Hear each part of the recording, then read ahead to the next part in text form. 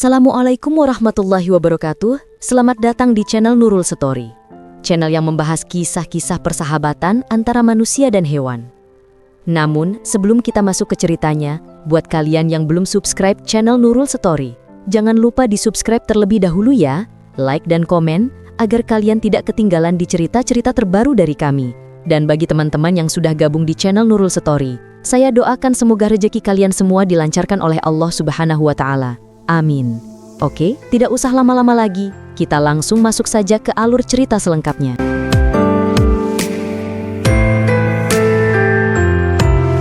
Di ujung desa Karangwuni, yang dikelilingi hutan lebat dan kabut pagi yang tak pernah benar-benar pergi, hidup seorang gadis bernama Suryani. Rambutnya hitam legam, kulitnya sawo matang, dan matanya dulu bercahaya seperti embun yang menempel di daun pisang. Dulu, saat itu musim hujan, tanah pekuburan desa basah dan licin. Suryani, baru 17 tahun, berdiri di tepi liang lahat ibunya. Payung hitamnya miring, air hujan menetes di ujung dagunya bercampur air mata yang tak pernah berhenti sejak 3 hari lalu. "Ibu, jangan tinggalkan aku," bisiknya lirih, suaranya pecah. "Aku janji akan jadi anak yang baik. Aku janji akan jaga rumah. Aku janji takkan menangis lagi. Tapi aku takut, Bu. Aku takut sekali." Pak RT, Pak Minto, memegang pundaknya pelan. "Suryani, cukup. Sudah waktunya tanah menutup." "Tunggu." Suryani menarik tangannya kasar. "Biarkan aku peluk ibu sekali lagi. Sekali lagi saja." Beberapa warga saling pandang. Ada yang menggeleng, ada yang menghela napas panjang. Sejak ibunya sakit paru-paru parah dan meninggal dalam pelukan Suryani, gadis itu tak lagi sama. Malam-malam ia berbicara sendiri di teras. Kadang tertawa, kadang menangis keras memanggil-manggil, "Ibu," hingga ayam berkokok. Kadang ia memeluk tiang rumah seolah itu tubuh ibunya yang kurus. Hari ke-40 setelah pemakaman, kejadian itu terjadi. Malam sunyi, bulan purnama. Suryani berlari keluar rumah tanpa kain, hanya mengenakan daster lusuh. Ia menjerit di tengah jalan kampung. "Ibu pulang. Aku lihat ibu di sumur. Ibu bilang dia kedinginan di bawah tanah. Tolong ambilkan selimut." Warga terbangun. Lampu-lampu minyak menyala. Anak-anak menangis ketakutan. Beberapa lelaki menangkap Suryani yang meronta, mencakar, menggigit. "Lepaskan. Ibu menunggu. Ibu bilang kalian semua pembohong. Kalian semua biarkan ibu mati sendiri." Keesokan harinya, musyawarah darurat di balai desa. "Kita tak bisa lagi, Pak Minto," kata Bu Sari, tetangga sebelah rumah. "Anakku takut tidur." Tiap malam dia bilang dengar Suryani ketawa di atap. "Aku kasihan," ujar Pak Kamdi, "tapi kita punya anak-anak kecil. Kalau dia sampai menyakiti orang, dia tak akan sembuh," potong Embok Sari yang sudah tua. Dukunya ibunya terlalu kuat. Jiwa Suryani ikut mati bersamanya. Maka diputuskan, Suryani harus diasingkan. Malam itu, saat bulan tersembunyi di balik awan hitam, 10 lelaki desa datang membawa kerangkeng kayu besar, yang biasanya dipakai untuk mengurung babi hutan yang mengamuk. Suryani sedang duduk di sudut rumah, memeluk foto ibunya yang sudah retak. "Maafkan kami, Endhuk," kata Pak Minto dengan suara bergetar. "Ini demi kebaikan bersama." Suryani menatap mereka. Matanya kosong, lalu tiba-tiba menajam. "Kalian mau kubur aku hidup-hidup juga seperti ibu?" "Tidak. Kami hanya akan bawa kamu ke hutan. Di sana ada gubuk kecil. Kami akan beri makan setiap hari." "Pembohong," jerit Suryani. Ia mencakar wajah Pak Minto hingga berdarah. "Kalian takut aku jadi hantu seperti ibu. Kalian takut aku balas dendam." Butuh 5 orang untuk memasukkan Suryani ke dalam kerangkeng. Ia menendang, menjerit, rambutnya terurai liar. Gembok besi besar dikunci. Kerangkeng itu kemudian diikat di 2 batang bambu panjang, Diangkat 4 lelaki, dan dibawa masuk ke dalam hutan larangan, hutan yang konon menjadi wilayah Raja Rimba. Di tengah hutan, kerangkeng itu diletakkan di tanah berlumut. Rantai tambahan melingkari pohon jati tua. Kami akan datang tiap 3 hari bawa makanan, kata Pak Minto terakhir kali, suaranya nyaris hilang. Maafkan kami, Suryani. Suryani tak menjawab. Ia hanya duduk memeluk lutut, menatap kosong ke arah desa yang lampunya semakin mengecil, hingga akhirnya lenyap. Hari pertama, ia masih menjerit memanggil ibunya. Hari ketiga, suaranya serak, hanya isakan kecil. Hari kelima, ia mulai berbicara pada bayangan. Ibu, dingin, aku kedinginan. Hujan turun deras malam itu. Petir menyambar. Di dalam kerangkeng, Suryani meringkuk, bibirnya biru. Ia sudah tak lagi menangis. Matanya kosong. Tiba-tiba, dari balik semak, sepasang mata kuning keemasan menyala. Langkah berat mengguncang tanah. Seekor harimau besar, bulu oranye kehitaman, tubuhnya 2 kali lipat harimau biasa, muncul dari kegelapan. Di lehernya ada bekas luka lama, seperti kalung darah yang sudah mengering. Warga desa menyebutnya Sang Raja, harimau yang tak pernah mengganggu manusia, tapi juga tak pernah membiarkan manusia mengganggu wilayahnya. Harimau itu mendekat pelan. Hidungnya mengendus udara. Ia melihat gadis kecil yang menggigil di dalam kurungan kayu. Suryani mengangkat kepala. Matanya bertemu mata harimau itu. Ibu, bisiknya lemah. Ibu datang jemput aku. Harimau itu mendengus pelan. Ia mendekat, mengendus kaki Suryani yang terjulur di sela kayu. Gadis itu tak takut. Ia malah mengulurkan tangan, menyentuh hidung harimau itu. Kamu, juga sendirian, ya? Suaranya nyaris tak terdengar. Kamu juga kehilangan ibumu. Harimau itu diam sejenak, lalu menggeram kecil, bukan ancaman, lebih seperti keluhan. Ia mundur 2 langkah, lalu dengan satu gigitan kuat, taringnya memutus gembok besi itu seperti memutus tali rafia. Gembok jatuh berdebam. Pintu kerangkeng terbuka. Suryani tak bergerak. Ia hanya menatap harimau itu dengan mata basah. Terima kasih, bisiknya. Tapi aku sudah tak punya tempat lagi di dunia ini. Harimau itu mendekat lagi, menunduk, dan dengan kepalanya mendorong tubuh Suryani pelan agar naik ke punggungnya. Aku, boleh ikut kamu? Tanya Suryani, suaranya pecah. Harimau itu mengangguk sekali, gerakan yang tak seharusnya dimengerti manusia, tapi Suryani mengerti. Dengan tenaga terakhir, ia memanjat ke punggung harimau itu. Tangan kurusnya memeluk leher binatang besar itu. Harimau melangkah perlahan meninggalkan kerangkeng kosong, menuju ke dalam hutan yang lebih gelap, lebih dalam. 3 hari kemudian, warga datang membawa makanan. Mereka menemukan kerangkeng kosong. Gembok putus. Jejak kaki harimau besar terlihat jelas di tanah basah. Sang Raja, bisik Pak Minto, wajahnya pucat. Dia membawa Suryani. Bu Sari menangis. Kita telah membunuh anak itu. Kita membunuhnya pelan-pelan. Sejak itu, desa Karangwuni tak lagi tenang. Tiap malam purnama, dari arah hutan terdengar suara tangisan perempuan. Kadang disusul raungan harimau yang mengguncang langit. Anak-anak tak lagi mau keluar malam. Para ibu memeluk anaknya lebih erat.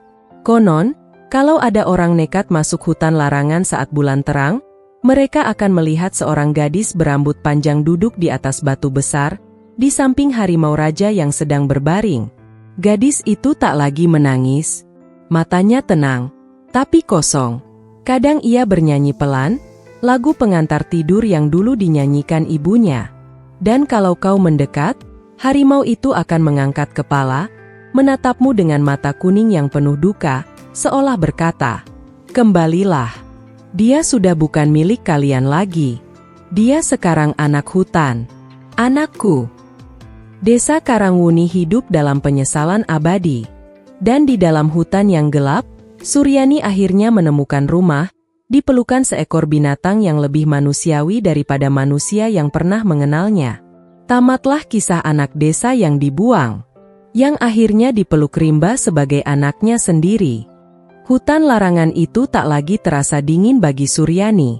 Malam demi malam berlalu sejak ia dibawa sang raja ke gua rahasia di perut bukit batu cadas.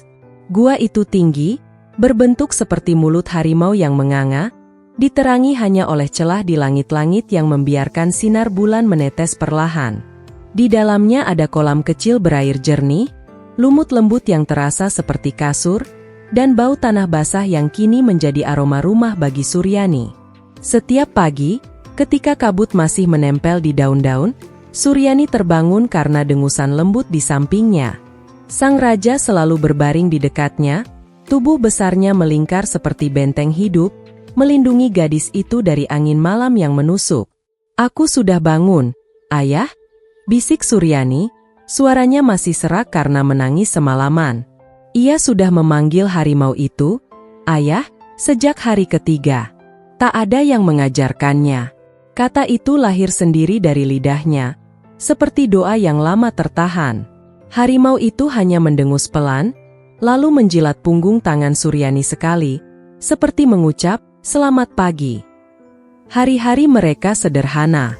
Suryani belajar mengenal suara hutan, lolongan monyet ekor panjang di kejauhan, gemericik air terjun kecil di belakang gua, dan langkah kaki kijang yang selalu membuat sang raja mengangkat telinga.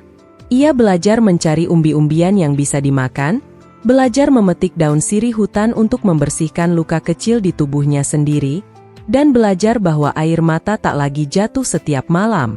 Tapi pada pagi yang ke-17, sesuatu berubah. Suryani terbangun karena rintihan. Bukan rintihan biasa. Rintihan yang dalam, bergetar, penuh derita. "Ayah?" Ia merangkak mendekat. Tubuh besar sang raja gemetar. Kaki depan kirinya terangkat, dan di sana, Tuhan, ada lingkaran besi berkarat yang menggigit daging hingga tulang. Perangkap babi milik pemburu desa. Kawat berduri yang menjerat kaki harimau itu dalam-dalam. Darah mengalir deras, membasahi lumut hijau menjadi merah pekat. "Ayah! Tidak! Tidak boleh!" Suryani menjerit. Suaranya memecah pagi hutan yang masih sepi. Sang raja mencoba bangun, tapi setiap gerakan membuat kawat itu menggigit lebih dalam. Ia menggeram keras, tapi geramannya berakhir dengan rengekan kecil yang membuat hati Suryani seperti diremukan. "Jangan bergerak, jangan bergerak. Ayah, aku mohon." Suryani memeluk leher harimau itu, air matanya jatuh ke bulu leher yang sudah basah darah. "Siapa yang buat ini? Siapa yang berani lukai ayahku?" Ia menangis hingga sesenggukan, tapi tangannya tetap bekerja. Ia ingat daun-daun yang pernah ibunya gunakan dulu saat kakinya terluka. Ia berlari ke sudut gua, mengambil daun jarak pagar, daun sirih, dan kunyit liar yang ia temukan minggu lalu. Ia mengunyahnya satu persatu hingga lembut, lalu menempelkannya di luka yang menganga.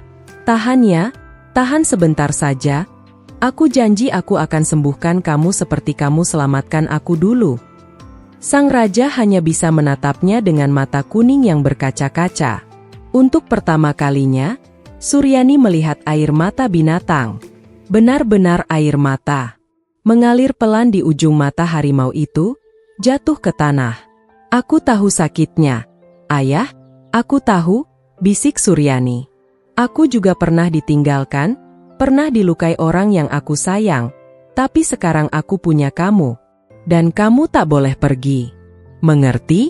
Kamu tak boleh pergi sebelum aku." Malam pertama adalah neraka. Demam datang. Tubuh sang raja panas seperti bara. Ia menggigil, nafasnya tersengal. Suryani tak tidur. Ia terus mengompres luka dengan air kolam, terus mengganti daun obat, terus bernyanyi lagu pengantar tidur ibunya dengan suara yang sudah hilang separuh. Matanya bulat, seperti kancing baju, matanya bulat, seperti kancing baju. "Tidurlah nak, ibu menjaga." Tapi kali ini ia mengganti liriknya. Matanya kuning, seperti matahari pagi. Tidurlah ayah. Suryani menjaga. Hari kedua, luka mulai membusuk. Bau amis darah dan nanah memenuhi gua. Suryani menangis lagi. Aku takut, ayah.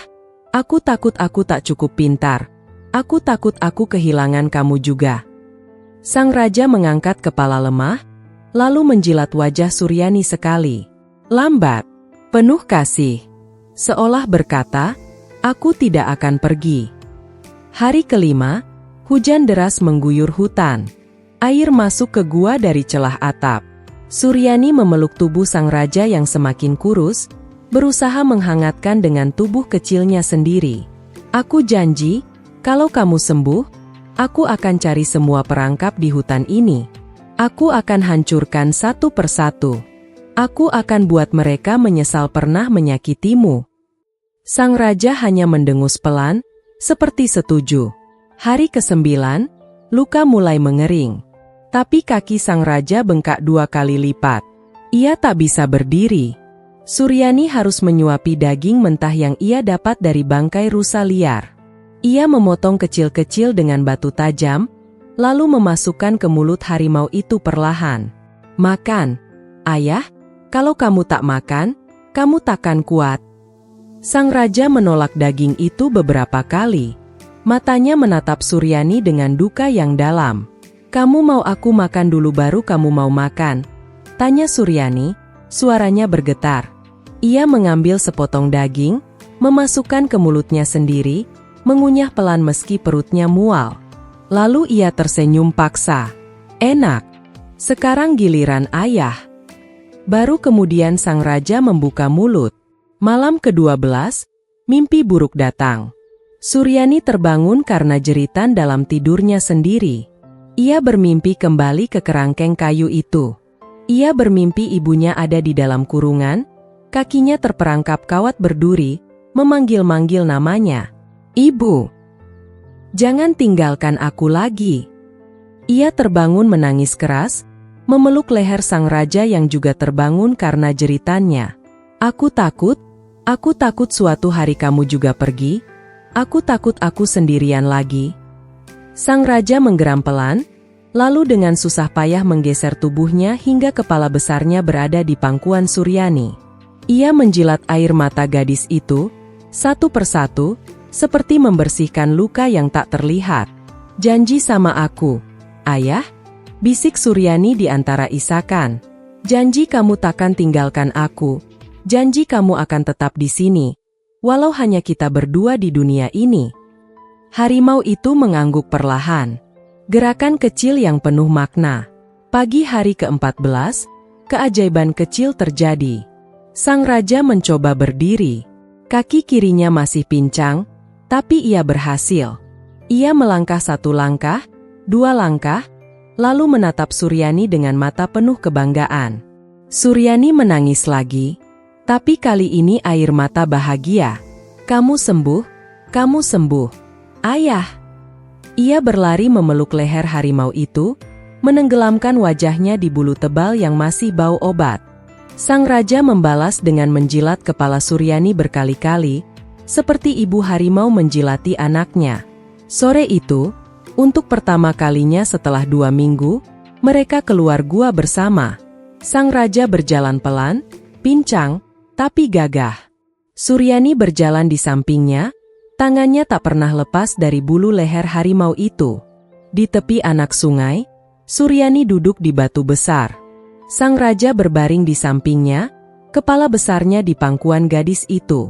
Ayah, bisik Suryani, menatap langit yang mulai jingga.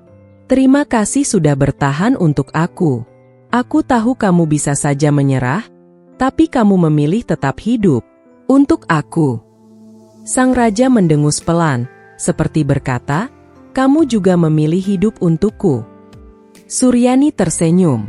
Senyum pertamanya yang tulus setelah berbulan-bulan. Mulai sekarang, kita jaga satu sama lain. Selamanya. Tak ada lagi yang bisa memisahkan kita. Tak ada perangkap, tak ada manusia, tak ada apapun. Angin sore berhembus pelan, membawa daun-daun kering berputar di sekitar mereka.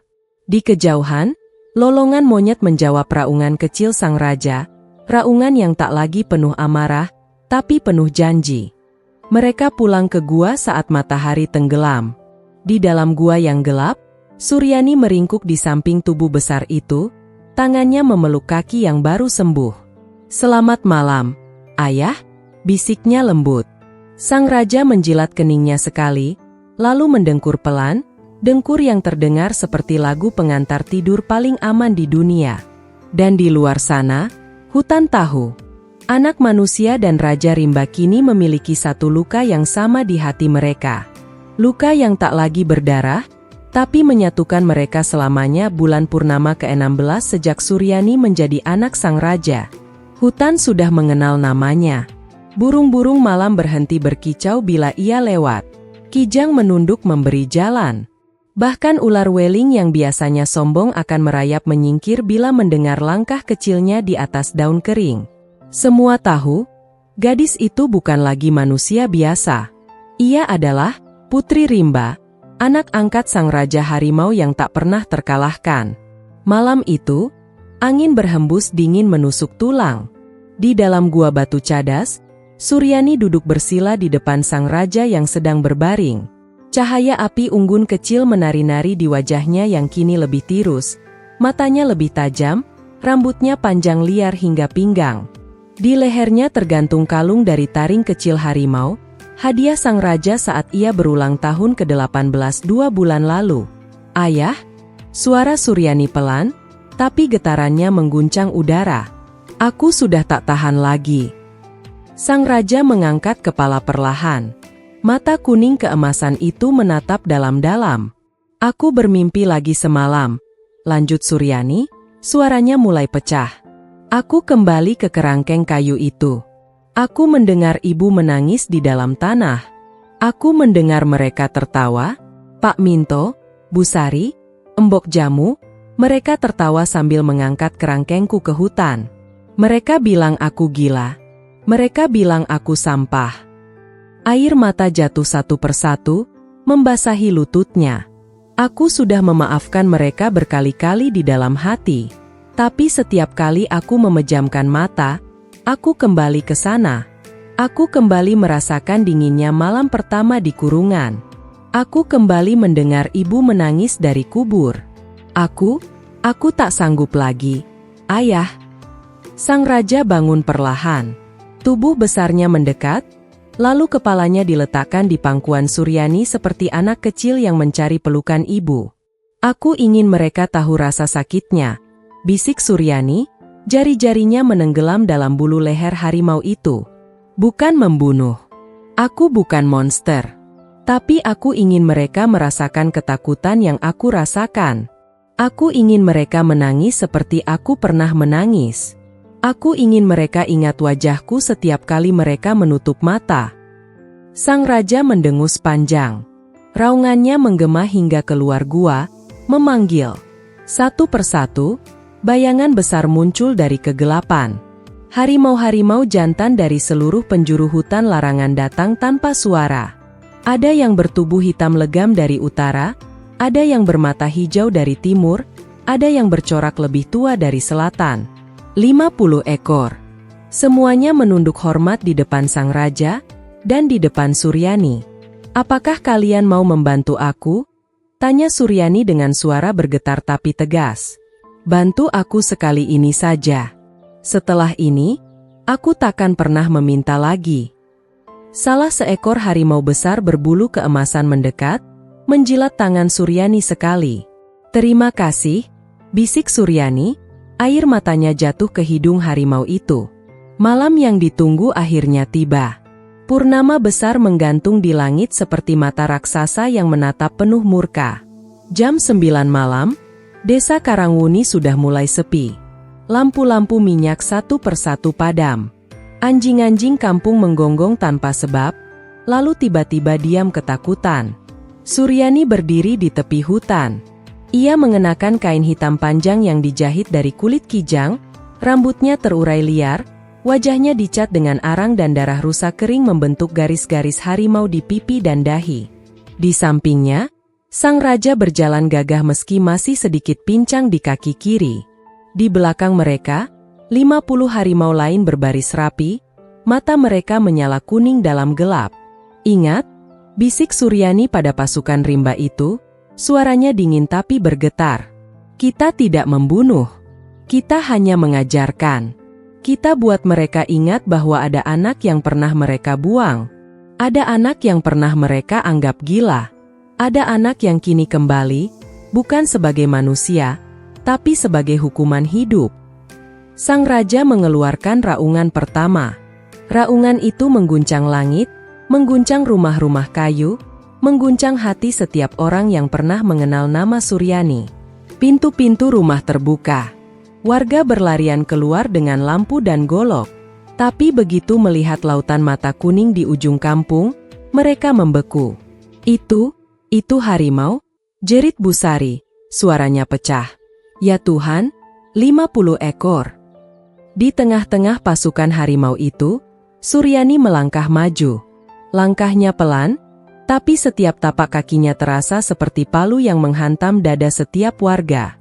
"Selamat malam, tetangga-tetanggaku yang baik." Suaranya dingin, tapi air mata mengalir deras di pipinya. "Masih ingat aku?" Pak Minto jatuh berlutut. Goloknya jatuh ke tanah. "Suryani, anakku, maafkan kami." "Maaf." Suryani tertawa, tapi tawanya penuh tangis. "Kalian ingat malam itu? Kalian ingat saat kalian masukkan aku ke kerangkeng seperti binatang? Kalian ingat saat kalian tertawa sambil mengangkat aku ke hutan? Kalian ingat saat kalian bilang, 'Biar dia mati sendiri di sana'?" Ia melangkah lebih dekat. Harimau-harimau menggeram serentak, membuat anak-anak menjerit ketakutan. "Aku tidak mati," lanjut Suryani, suaranya naik. "Aku hidup. Dan aku hidup karena ada yang mau merangkul aku saat kalian semua membuangku." Embok Jamu mencoba merangkak mendekat, tangannya gemetar. "Endhuk, maafkan Embok. Embok takut waktu itu. Embok punya cucu kecil." "Takut?" Suryani berteriak, air matanya membanjir. "Aku juga takut. Aku takut setiap malam di kurungan itu. Aku takut setiap kali hujan turun dan aku hanya bisa memeluk lutut sendiri. Aku takut setiap kali aku memanggil ibu dan tak ada yang menjawab." Ia menunjuk ke arah pekuburan di belakang masjid. "Ibu ada di sana. Ibu menangis setiap malam karena kalian biarkan anaknya jadi gila. Kalian biarkan anaknya dikurung seperti anjing." Busari menangis terseduh. Kami salah besar, ampuni kami, Suryani. Ampuni." Suryani menatapnya tajam. "Aku sudah memaafkan kalian di dalam hati ribuan kali. Tapi malam ini aku ingin kalian rasakan apa yang aku rasakan." Ia mengangkat tangan. 50 harimau itu melangkah maju serentak. Mereka tidak menerkam. Mereka hanya mengelilingi warga, menggeram pelan, napas panas mereka terasa di kulit manusia yang gemetar. Beberapa harimau mendekati anak-anak, tapi hanya mengendus, lalu mundur lagi. Mereka tahu perintah Putri Rimba. "Jangan bunuh." Suryani berjalan melewati warga yang berlutut, menangis, memohon. Ia berhenti di depan rumah lamanya, rumah kayu kecil yang kini ditempati keluarga lain. "Ini rumahku dulu," bisiknya pada sang raja yang selalu mengikuti di sampingnya. "Di sini aku merawat ibu sampai napas terakhir. Di teras ini aku menangis 3 hari 3 malam. Dan di sini, kalian semua datang menyeretku seperti penjahat." Ia menoleh ke warga yang kini semua berlutut di tanah. "Hari ini aku kembali bukan untuk membunuh. Aku kembali untuk mengingatkan. Kalau suatu hari ada orang yang kalian anggap gila, yang kalian anggap mengganggu, yang kalian anggap tak lagi berguna, ingat malam ini. Ingat wajahku. Ingat raungan 50 harimau ini. Karena suatu saat, Rimba bisa saja mengutus seseorang untuk mengingatkan kalian lagi." Ia menatap Pak Minto yang sudah tak bisa bicara, hanya menangis seperti anak kecil. "Jaga desa ini baik-baik, Pak. Jaga anak-anak kalian. Jaga ibu-ibu kalian. Karena kalau suatu hari ada yang kalian buang lagi, aku akan kembali. Dan lain kali, aku tak janji akan semurah hati ini." Suryani berbalik. Ia tak menoleh lagi. Langkahnya tegas meninggalkan kampung yang dulu pernah menjadi rumahnya. Sang raja berjalan di samping kirinya, 50 harimau lain mengikuti di belakang seperti pasukan yang baru memenangkan perang tanpa darah. Di tepi hutan, ia berhenti sejenak. Angin malam membelai rambutnya yang liar. "Ayah," bisiknya pada sang raja. "Aku sudah selesai. Aku sudah lepaskan semua dendamku malam ini. Mulai sekarang, aku benar-benar bebas." Sang raja menjilat air mata terakhir di pipi Suryani, lalu mengeluarkan raungan panjang, raungan perpisahan pada dunia manusia. Mereka menghilang ke dalam hutan. Tak ada lagi jejak. Tak ada lagi suara. Hanya aroma harimau dan gadis yang tersisa di udara malam. Sejak malam itu, Desa Karangwuni berubah. Tak ada lagi anak yang diasingkan. Tak ada lagi orang gila yang dikurung. Tiap ada yang sakit jiwa, warga bergotong royong merawatnya. Tiap malam purnama, mereka menyalakan lampu di pekuburan, berdoa untuk arwah Ibu Suryani, dan untuk gadis yang pernah mereka buang. Konon, kadang-kadang di tengah malam, dari arah hutan terdengar nyanyian pelan seorang gadis. "Nenek-nenek si Beng-Beng, ada harimau di rimba. Jangan buang anak lagi, nanti datang menagih." Dan di belakang nyanyian itu, selalu ada raungan harimau yang dalam, penuh kasih, penuh duka, raungan seorang ayah yang akhirnya bisa membawa anaknya pulang untuk selama-lamanya. Suryani tak pernah kembali. Tapi namanya hidup abadi di hutan dan di hati setiap orang yang pernah menyakitinya. Sebagai pengingat bahwa kasih sayang yang hilang bisa kembali dalam wujud yang paling menakutkan sekaligus paling menyentuh.